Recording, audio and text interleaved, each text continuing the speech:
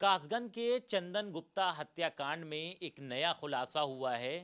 इस पूरे हत्याकांड में विदेशी फंडिंग भी हुई थी, जिसमें कई एनजीओ का नाम आया है। ऐसे 7 एनजीओ हैं जिन्होंने आरोपियों की मदद की थी। मेरे साथ बात करने के लिए चंदन के वकील और डीजीसी क्रिमिनल मनोज कुमार त्रिपाठी जी हैं। मनोज जी, ये जो एनआईए की स्पेशल कोर्ट का ऑर्डर है उसमें 7 एनजीओ का जिक्र भी किया गया है जो विदेशी फंडिंग कर रहे थे इन लोगों को। तो किस तरह का ये पूरा मामला है, किस तरह ये फंडिंग कर रहे थे? ये फंडिंग जो है न्यायिक व्यवस्था को पैरवी करने के लिए की जा रही थी और हर तरीके से इसमें फंडिंग की जा रही थी कि कैसे कैसे इस मुकदमे को जो है प्रभावित किया जाए। और इसीलिए महंगे महंगे वकील किए जा रहे थे। चार चार बार जो है इसमें हाई कोर्ट अभियुक्त गण गए कि इसको रोक दिया जाए। फिर जिस दिन न्यायालय का निर्णय आया उस दिन भी ये लोग माननीय सर्वोच्च न्यायालय गए और उस दिन 12 बजे वो रिट एसएलपी दाखिल लगी हुई थी जो कि खारिज हुई। उसके बाद न्यायालय ने निर्णय सुनाया। काफ़ी बड़ा नेटवर्क है, न्यूयॉर्क, वॉशिंगटन, लंदन, इसके अलावा इंडिया की 3 ऐसी एनजीओ हैं जिन्होंने मदद किया था। अगर हम न्यूयॉर्क की बात करें, alliance for justice and accountability है। इसके अलावा वॉशिंगटन की इंडियन अमेरिकन मुस्लिम काउंसिल, लंदन की साउथ एशिया सॉलिडेटरी ग्रुप का नाम आ रहा है। वहीं मुंबई का अगर जिक्र करें तो मुंबई की citizens for justice and peace, people union for civil liberties जो न्यू दिल्ली की, और लखनऊ का रिहाई मंच, इन सभी लोगों ने इनकी मदद की थी। तो अब आगे जो एनआईए की स्पेशल कोर्ट ने गृह मंत्रालय में इनके जो पत्र हैं वो भेजे हैं, तो उसमें क्या कार्रवाई होगी, किस तरह से आगे स्टेप लिया जाएगा?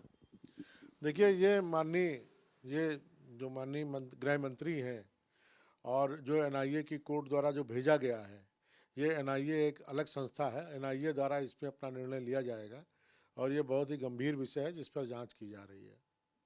तो एनआईए कोर्ट के आदेश की जो कॉपी है वो भारत सरकार के गृह मंत्रालय के अलावा बार काउंसिल ऑफ इंडिया को भी भेजा गया है। तो बार काउंसिल ऑफ इंडिया का क्या रोल रहेगा, किस तरह से ऐसे लोगों को चिन्हित करेगी? बार काउंसिल ऑफ इंडिया के लिए इसलिए भेजा गया कि इसमें एक अभियुक्त जो रफ़ी है, मुनाजिर रफ़ी, वो एडवोकेट है और जो एक और भी मर्डर के केस में इन्वॉल्व है। तो जो आपराधिक प्रवृत्ति के अधिवक्ता इस पेशे में आ गए हैं, तो इनकी जांच करने के लिए न्यायालय ने लिखा हुआ है कि इस पर जो है गंभीर चिंता भी जाहिर की है। ये भी कहा जा रहा है कि ये न्यायिक प्रक्रिया में हस्तक्षेप करते हैं जो गैर ज़रूरी है।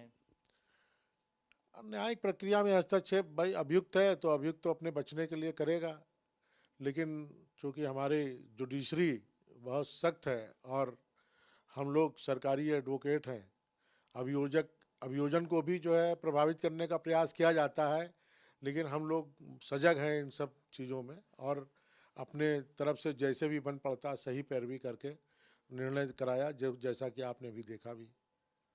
बहुत शुक्रिया हमसे बात करने के लिए। मनोज कुमार त्रिपाठी थे जो डीजीसी क्रिमिनल हैं और चंदन गुप्ता का केस भी देख रहे थे, सरकारी वकील हैं।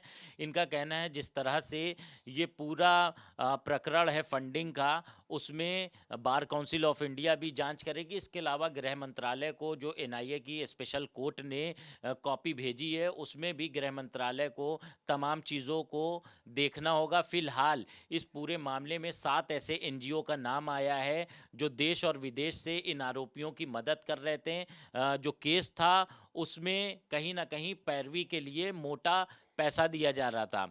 फिलहाल इस पूरे मामले में 28 आरोपियों को उम्र कैद की सज़ा हो चुकी है। अभी 2 लोगों को बरी कर दिया गया है।